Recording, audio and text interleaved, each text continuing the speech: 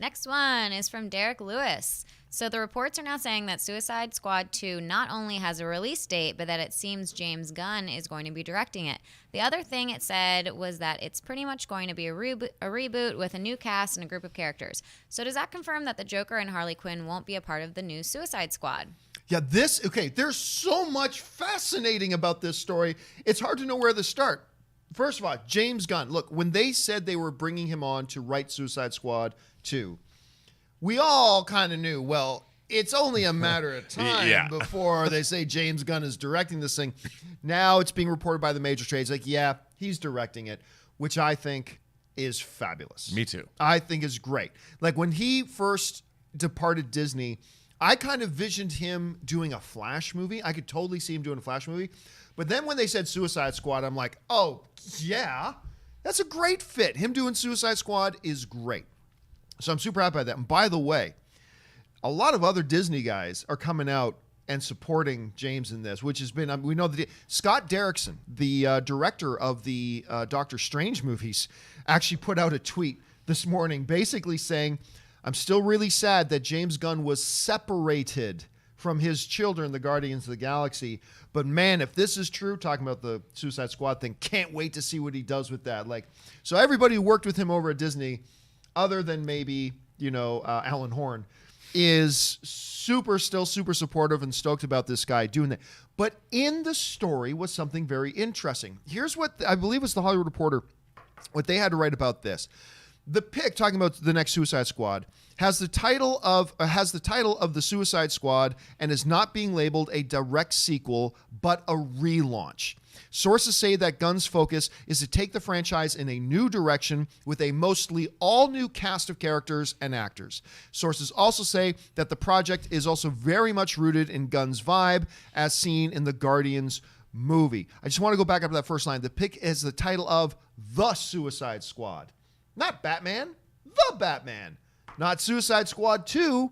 It's The Suicide Squad kind of being relaunched. So there's a whole bunch in there to unpack, Robert, because as we just went back, remember I told you a little minute ago, let's take a piece of, keep Suicide Squad in mind for a little bit later. If they're kind of reduxing Suicide Squad to whatever degree, and all these announcements have been coming out from Warner Brothers executives saying, we are no longer focusing on shared cinematic universe. I mean, it just leads me to believe even more or give a little bit more credence to the idea that this new Batman doesn't have to take place in the past. It's just that, no, forget what you thought about Batman. Batman is today, 2019, and he's 25 years old, and that's what Batman has always been. And will they take the same approach with Suicide Squad 2? A lot here to unpack. So, Robert, let's go over to you on this. Number one, James Gunn directing a Suicide Squad. Number two, the whole notion about it kind of being a relaunch, if you will, of the property. What's your reaction to that? Well, look, it's not like Warner Brothers doesn't have a history in doing this. I mean, look at the Batman films starting with Tim Burton.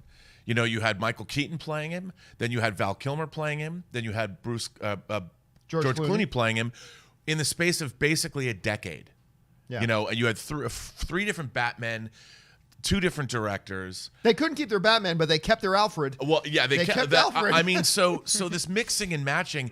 Again, if the film has a great script and it's good, James Gunn has a lot of goodwill in Hollywood. He can cast it with probably just about anybody he wants is going to come. And make no mistake, he already knows. Whatever's going to happen with this movie, they already know. Yeah. Like it's something that's been by the time you announce something, that means the contracts have already been signed. You know, it's not like he's about to sign. No. They don't release this information because if they do release this information and he hasn't signed, then they use it as a bargaining chip. You know, his people can.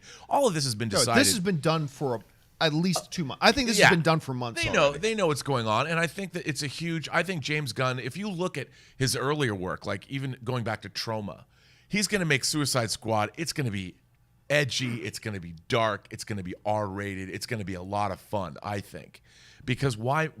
If you're hiring James Gunn, let James be James. Let him do what he did with Guardians. I mean, his Guardians movies made $1.5 billion plus for Disney. That's what Warner Brothers wants, and they're going to let James Gunn do it. And it's going to be great. I can't wait. But you know, the email brings up an interesting question. do you think we're going to see Harley Quinn in it? And you know what? If you had asked me this a while ago, I would have said, well, of course, Harley Quinn was probably the most popular thing about the movie. You're going to have Harley Quinn. But now with all the changes that we're seeing, with the fact that Harley's pretty much got her own movie. I know it's called Birds of Prey, but the subtitle is Harley Quinn is in there.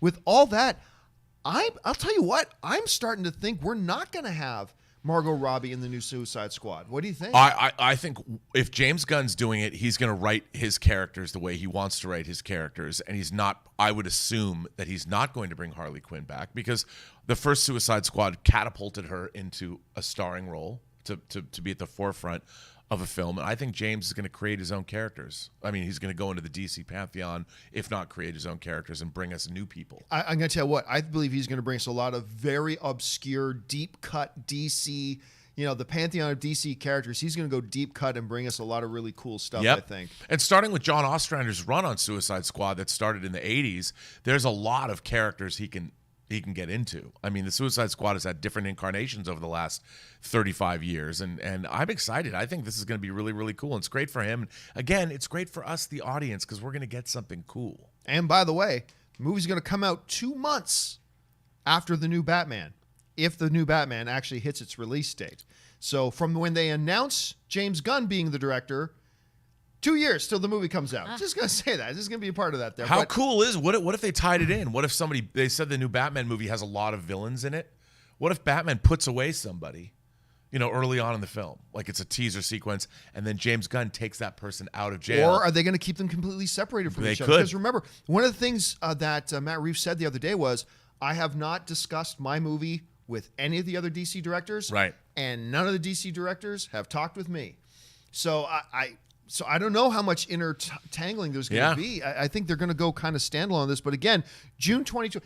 Listen, 2021 is shaping up to be the year of DC because you got Batman in June, you got Suicide Squad in 2021 in August, and there's a third DC property coming out in 2021 as well. It has a little something to do with our next email.